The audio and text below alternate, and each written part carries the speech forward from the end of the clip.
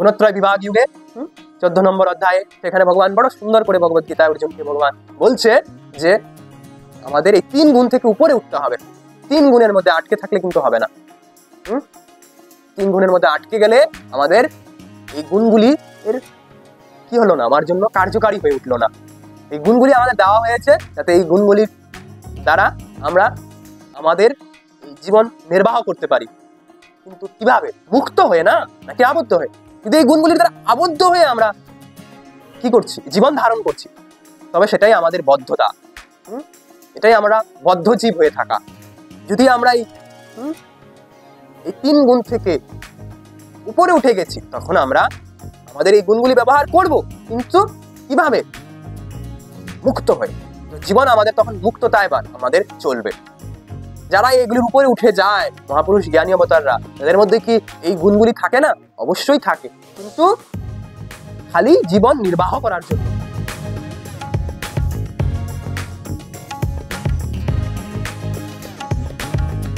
আমরা জানবো যে এই যে আমাদের 3 গুণ আছে, কি গুণ আছে আমাদের? সতগুণ, রজগুণ আর তমগুণ আছে। আমাদের এই 3 গুণ আছে, সত, রজ আর তম। এই জিনিসটা কি? পুরো গুণের ঘর। এটা কি? গুণের ঘর। এই গুণের ঘর আমাদের সবার ভিতরেই আছে। এই শত, রজ, তম আমাদের সবার ভিতরেই আছে। তবে যখন এই শতগুণের দ্বারা আমরা আবদ্ধ হয়ে পড়ি, তখন সেই শতগুণে আমরা কিসের দ্বারা আবদ্ধ হয়ে পড়ি? সুখ আর জ্ঞানের দ্বারা আবদ্ধ হয়ে পড়ি। রজগুণে আমরা আমাদের সকাম কর্মের মধ্যে আসক্ত হয়ে আবদ্ধ হয়ে পড়ি। আর তমগুণে আমাদের মধ্যে প্রমাদ, আলস্য, নিদ্রা এগুলি এসে আমাদেরকে আবদ্ধ করে দেয়। তো এই যে শত, রজ আর তম, এই 3টা গুণেই আমাদের কিন্তু আবদ্ধ করে দিতে পারে। যদি আমরা এই 3টা গুণকেই না বুঝি, আমাদের তাই এই 3টা গুণকেই বুঝতে হবে। যদি আমরা এই 3টা গুণকে বুঝতে পারি, তবে কি হবে? আমরা এই 3 গুণের আবদ্ধতা থেকে উপরে উঠে যেতে পারবো। উপরে উঠাই কিন্তু আমাদের লক্ষ্য। আমাদের মধ্যে শতগুণ আছে কি রজগুণ আছে কি তমগুণ আছে, যদি আমরা আবদ্ধ হয়ে পড়ছি শতগুণের দ্বারা, তবে কিন্তু শতগুণও কিন্তু আমার জন্য সঠিক হয়ে উঠছে না। যদি রজগুণের দ্বারা আমরা আবদ্ধ হয়ে পড়ছি, তো রজগুণও কিন্তু আমার জন্য সঠিক হচ্ছে না। যদি আমরা তমগুণের দ্বারা আবদ্ধ হয়ে পড়ছি, তবে তমগুণও কিন্তু সঠিক হচ্ছে না। আমাদের বুঝতে হবে যে এই শত, রজ আর তম, এই 3 গুণই আমাদের আবদ্ধ করে দিতে পারে। মূল কথা আমাদের বুঝতে হবে যে এই 3টা গুণ কিভাবে আবদ্ধ করে ফেলে আমাদেরকে। তো এই যে তমগুণ আছে, তমগুণ সাধারণত একটা যে ঘরের রুম রয়েছে, এই 3 গুণেরই একটা রুম হলো তমগুণের। এই যে রুমটা, এই যে ঘরটা, এটার যে জানালাটা, যেটা অজ্ঞানের দ্বারা বন্ধ করা থাকে, বন্ধ হয়ে যায়, সেটা সেখান দিয়ে কোনো কি আসে না, আলো আসে না, প্রকাশ আসে না। সেই জন্য সেখানে নিদ্রা আসে, আলস্য আসে, প্রমাদ আসে। তখন আমরা এটার দ্বারা আবদ্ধ হয়ে পড়ি। এই ঘরের মধ্যে আমরা আবদ্ধ হয়ে পড়ি। যদি আমরা এই অজ্ঞানের জানালাকে খুলি, যেমন শতগুণে কি দেখানো হয়েছে? শতগুণের জানালা প্রকাশকারী, পাপ শূন্য, মানে এই জানালা খুলে দেওয়া হয়েছে।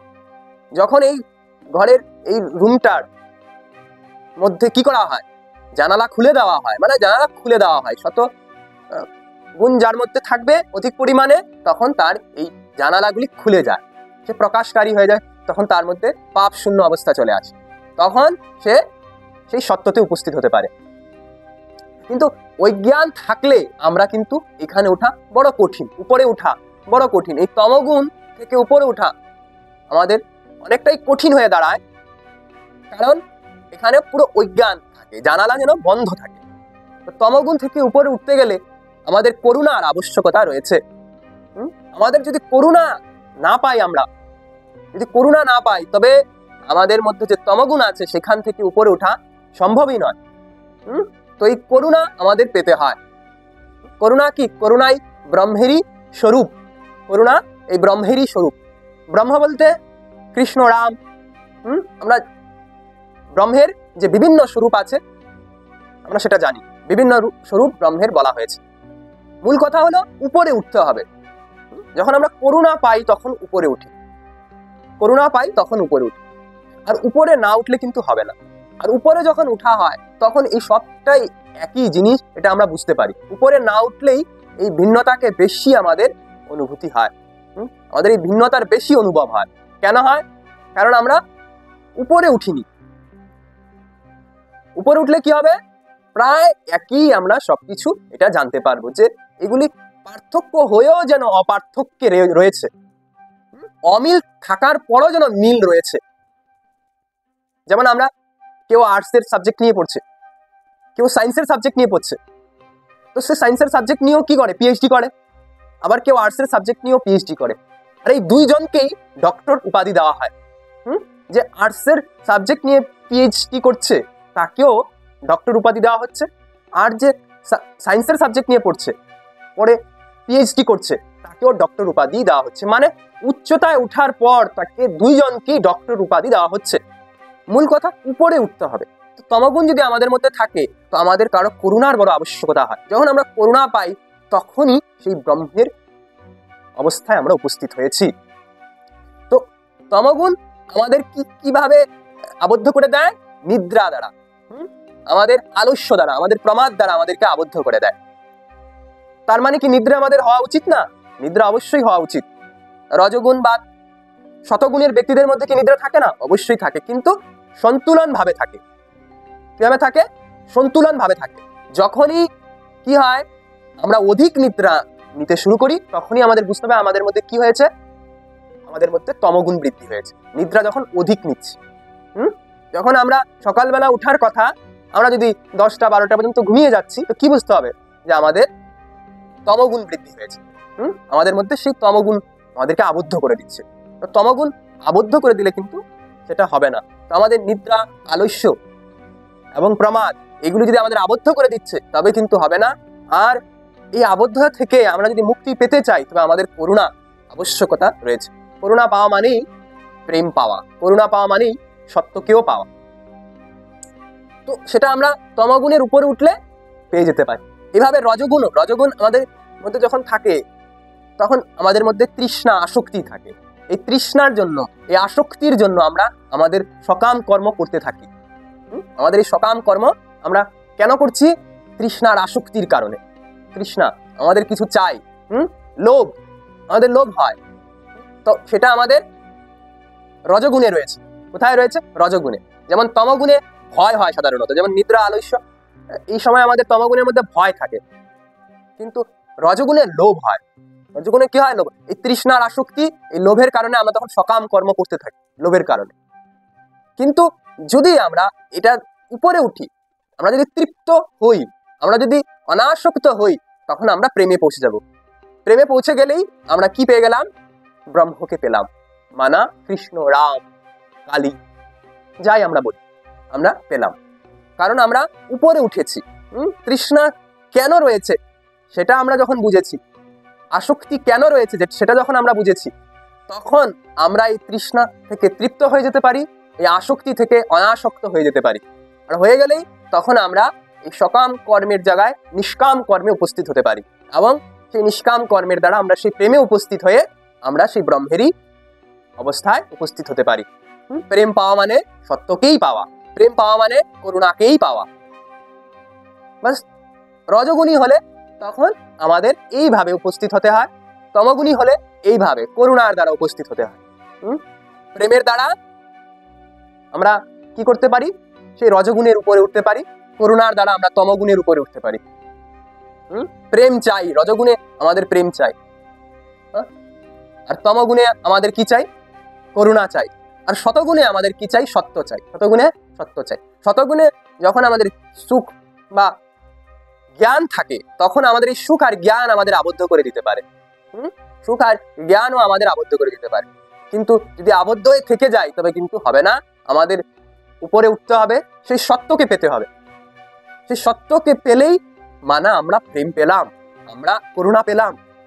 বাস, এই তিনটা গুণের দ্বারা যখন আমরা আটকে যাচ্ছি নিচে, নিচে যখন আমরা, যেমন ঘরের খুঁটা যতটুকু দাবানো থাকে, আমরা যদি নিচে দেবেই রয়ে গেছি তবে হবে না। আমাদের উপরে উঠে সেই সত্য প্রেম করুণায় উপস্থিত হতে হবে, সেই ব্রহ্মকে পেতে হবে, ব্রহ্মের উপস্থিতিতে উপস্থিত হতে হবে। মানা ভগবান কৃষ্ণ, ভগবান রামকে আমাদের পেতে হবে, মা কালীকে আমাদের পেতে হবে।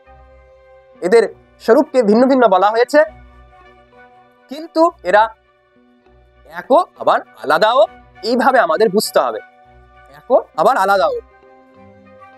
যদি আমরা উপরে উঠি তখনই সেই অভেদটাকে, অপার্থক্যটাকে, মিলটাকে দেখতে পারবো। যদি নিচে থাকি তখন কিন্তু পার্থক্যই পার্থক্য মনে হবে, ভিন্নতাই ভিন্নতা মনে হবে। আমাদের এই 3 গুণের অধিকারীর মধ্যে যারাই মহান পুরুষ হয়েছেন, যারাই এই 3 গুণের মধ্যে সাধক হয়েছেন, যারাই জ্ঞানী হয়েছেন এই 3 গুণেরই, যারাই অবতার হয়েছেন, তাদের সবার মধ্যেই দেখা গেছে যারা যখন উপরে উঠে যায় তখন তাদের মধ্যে এই সব কিছুটাই কি থাকে, এক অভিন্নতার ওনারা অনুভব করায়, এক অভিন্নতার মেহসুস করায় আমাদেরকে, কারণ তারা উপরে উঠে গেছে। শতগুণের দ্বারা যখন কেউ উপরে উঠে যায় তখন তার মধ্যে প্রেমও থাকে, করুণাও থাকে। রজগুণের দ্বারা যদি কেউ প্রেমে উপস্থিত হয়ে গেছে তবে তার মধ্যে সত্যও থাকে, করুণাও থাকে। যদি তমগুণের দ্বারা কেউ উপরে উঠে গেছে তবে তার মধ্যে প্রেমও থাকবে, সত্যও থাকবে। তো এগুলি শুধু আমরা যখন নিচে আবদ্ধ হয়ে থাকি তখনই এই পার্থক্যগুলি আমাদের মধ্যে বিশেষ রূপে দেখা যায়। যদি আমরা উপরে উঠে যাই তখন এই পার্থক্যগুলি কমতে থাকে। তো আমাদের এই যেই কুঠার মধ্যেই আমরা আছি সেটা আমাদের চেক করা, যে আমরা কোন কুঠার মধ্যে আছি। যদি আমাদের মধ্যে অনেক বেশি ভয় রয়েছে, ভয় যদি দেখতে পাই আমাদের মনের মধ্যে প্রচুর পরিমাণে ভয়, এই ভয় কি? ভয় অজ্ঞানের কারণ। ভয় কেন আমাদের এত? কারণ আমাদের মধ্যে অজ্ঞান রয়েছে, আমাদের যে জানালাটা সেটা বন্ধ, অজ্ঞানের দ্বারা বদ্ধ হয়ে রয়েছে। হ্যাঁ, সেই জন্য আমরা এই আলস্য, নিদ্রা, প্রমাদের মধ্যে আটকে রয়েছি। যখন আমাদের মধ্যে লোভ অনেক বেশি আসছে তখন আমাদের বুঝতে হবে আমরা সকাম কর্মের আসক্তির দ্বারা আবদ্ধ হয়ে আছি। আমাদের মধ্যে এত লোভ, যখন আমাদের মনের মধ্যে লোভ অনেক বেশি দেখতে পাই বুঝতে হবে আমরা রজগুণের সকাম কর্মের দ্বারা আসক্ত হয়ে রয়েছি। আর যখন আমরা আমাদের মনের মধ্যে দেখতে পাই যে আমাদের মন জ্ঞানের খোঁজ করছে, জ্ঞানের অনুসন্ধান করছে, তখন আমাদের বুঝতে হবে যে আমরা শতগুণে রয়েছি। কিন্তু যদি আমরা শুধু অনুসন্ধানই করতে থাকি, এটার উপরে না উঠি, সত্যে উপস্থিত না হই, তবে তো হবে না, সত্যে উপস্থিত হতে হবে। আর আমরা লোভের মধ্যেই ফেসে থাকি, এটার উপরে না উঠি, সকাম কর্মেই আসক্ত হয়ে থাকি, নিষ্কাম কর্মে না উপস্থিত হই, তবে তো হবে না। আর ঠিক এভাবে আমরা যদি এই নিদ্রার আলস্য প্রমাদের মধ্যেই পড়ে থাকি তবে কিন্তু আমাদের তমগুণ থেকেও উপরে উঠা হবে না। আমাদের এই 3টা গুণ থেকেই উপরে উঠার চেষ্টা করতে হবে, তবেই আমাদের এই যে নতুন বৎসর আসছে, এই যে নতুন বছর আমাদের 2025, এই যে হ্যাপি নিউ ইয়ার আসছে, এই হ্যাপি নিউ ইয়ার যেন আমাদের বাস্তবিক হ্যাপি নিউ ইয়ার হয়ে উঠবে। আমাদের হ্যাপি নিউ ইয়ার নতুনটা কখন আসবে? যখন আমরা এই 3 গুণের উপরে উঠবো। যদি আমরা এই 3 গুণের মধ্যেই আবদ্ধ থাকি তবে আমাদের মধ্যে নতুন আসবে না, পুরনোটাই রিপিট হবে। কারণ এই 3 গুণ আবদ্ধ করে দিলে আমাদের এই পরে এইগুলি আমাদের মধ্যে একটার পর একটা রিপিট হতে থাকে, এগেইন এন্ড এগেইন রিপিট হতে থাকে। আমাদের কি করতে হবে? এই 3 গুণের উপরে উঠতে হবে। 3 গুণের উপরে উঠলেই আমরা নতুনত্বকে পাবো, মানা, সত্য, প্রেম, করুণাকে পাবো। নতুনত্ব, নতুন যদি না পেলাম তো নতুন বছরের মানে কি? নতুন তো পেতে হবে নতুন বছরে। আমরা শুধু বলে দেই হ্যাপি নিউ ইয়ার, এটা তো সেই 2024 যখন নতুন বছর এসেছিল সেইখানেও আমরা বলেছি, কিন্তু দেখা যায় একই রকম ভাবে আমরা নতুন বছর পালন করছি।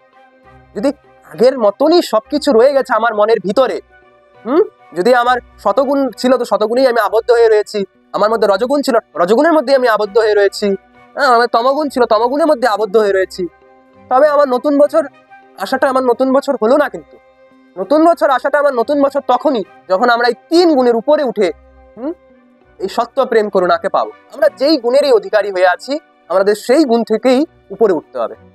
সাধারণত দেখা যায় সবার মধ্যেই 3 গুণ থাকে, যার মধ্যে অধিক তমগুণ থাকে তাকে তামসিক ব্যক্তি বলা হয়, যার মধ্যে অধিক রজগুণ থাকে তাকে রাজস্বিক ব্যক্তি বলা হয়, যার মধ্যে অধিক সত্যগুণ থাকে তাকে সাত্বিক ব্যক্তি বলা হয়। বাকি সবার মধ্যে এই 3 গুণ কম বেশি পরিমাণে থাকে, যার মধ্যে বেশি থাকে যেটা তখন তাকে সেই রকমের ব্যক্তি বলা হয়। তো আমাদের দেখা আমাদের মধ্যে কোন গুণটা বেশি আছে। যদি দেখা যাচ্ছে যে আমাদের মধ্যে তমগুণ বেশি আছে তখন আমাদের কারো করুণার আবশ্যকতা রয়েছে। কোনো মহাপুরুষ, জ্ঞানী, অবতার এদের সঙ্গ করে এদের করুণার আমাদের আবশ্যকতা রয়েছে। যদি রজগুণ বেশি আছে তবে আমাদের কোনো মহাপুরুষ জ্ঞানী অবতারের প্রেমের আবশ্যকতা রয়েছে। যদি আমাদের মধ্যে শতগুণ বেশি রয়েছে তবে আমাদের কোনো জ্ঞানী মহাপুরুষ অবতারের সত্যতার প্রকাশের আবশ্যকতা রয়েছে। তো আমাদের এই সব গুণ নিয়ে আমাদের আবদ্ধ করে দিতে পারে, আবার আমরা এই সব গুণ থেকে উপরে উঠেও যেতে পারি।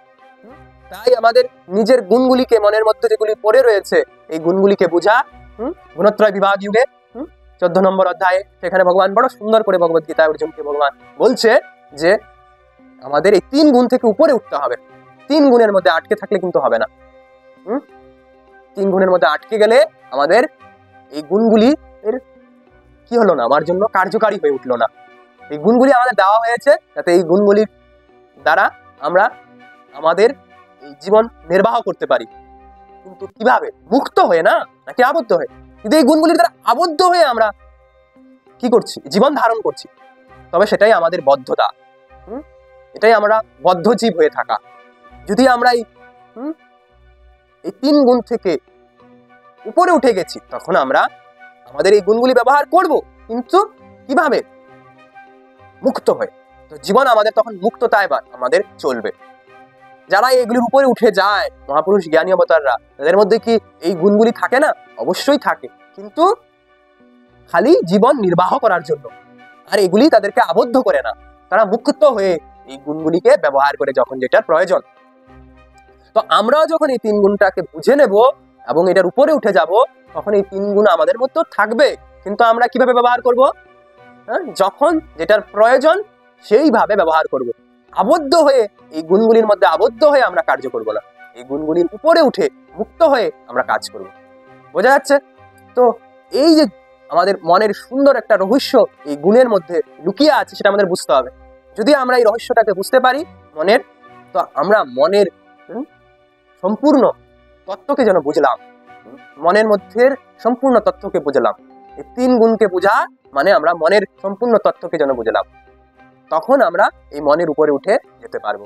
এই মনকে আমরা কি করতে পারবো? পুরো সম্পূর্ণ রূপে বন্ধু করে নিতে পারবো, মিত্র করে নিতে পারবো। যদি বুঝলামই না 3 গুণকে, মানে মনকে, 3 গুণকে বোঝা মানে আমাদের নিজের মনকে বোঝা। যদি না বুঝলাম তো মনকে বুঝলাম না। মনকে না বুঝলে তাকে বন্ধু মিত্র কিভাবে করব? মন আমাদের মিত্র কি করে হবে? আর মন মিত্র না হলে কিন্তু সে শত্রু হয়ে থাকবে। শত্রু হয়ে থাকলে বড় দুঃখ কষ্ট আমরা পাবো মন দ্বারা। তো দেখা যাচ্ছে যে আমরা এই 3 গুণকে বুঝতে পারছি না বর্তমানে। না বুঝতে পারায় কি হচ্ছে? এই মনেরই আমরা আমাদের মনেরই শত্রু হয়ে আছি, আমাদের মনেরই আমরা শত্রু হয়ে জীবন ধারণ করছি। যখন আমরা এই মনের শত্রু হয়ে থাকবো তখন আমরা কিন্তু বদ্ধ হয়েই থাকবো। মনের মিত্র হলেই আমরা মুক্ত হব। মনের মিত্র হওয়া আমাদের শিখতে হবে। আর কিভাবে শিখবো সেটা? যখন এই 3 গুণের রহস্যকে আমরা ঠিকভাবে বুঝবো। বোঝা যাচ্ছে?